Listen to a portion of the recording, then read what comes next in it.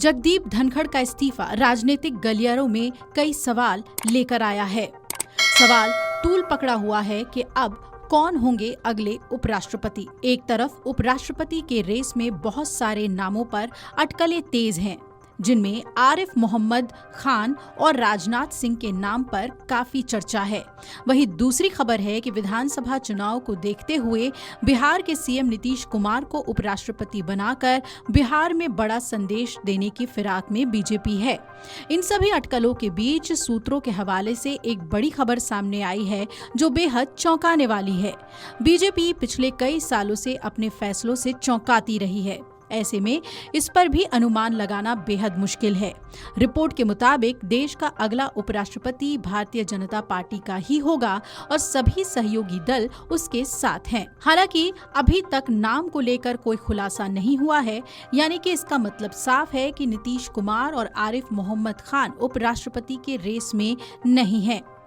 सूत्रों ने साफ किया है कि उपराष्ट्रपति पद के लिए ना तो जेडीयू चीफ नीतीश कुमार, ना ही बिहार के राज्यपाल आरिफ मोहम्मद खान जैसे किसी अन्य एनडीए नेता पर विचार किया जा रहा है।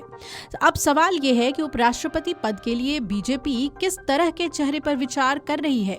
सूत्रों के मुताबिक उपराष्ट्रपति पद के लिए चुने जाने वाले व्यक्ति का चयन बीजेपी की विचारधारा के प्रति पूर्ण निष्ठा और संसदीय प्रतिक्रियाओं में लंबे अनुभव के आधार पर किया जाएगा।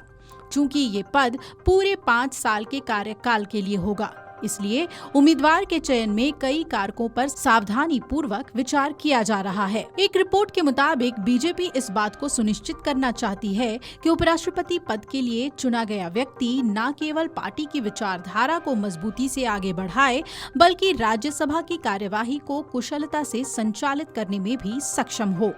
एनडीए के सभी सहयोगी दल टीडीपी और जेडीयू इस मुद्दे पर बीजेपी के साथ पूरी तरह से सहमत हैं।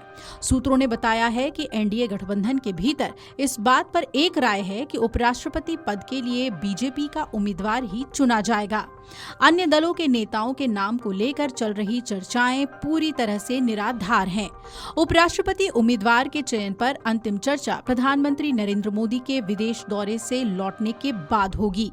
अभी पीएम मोदी यूके और मालदीव की यात्रा पर हैं। वो 26 जुलाई को लौट सकते हैं।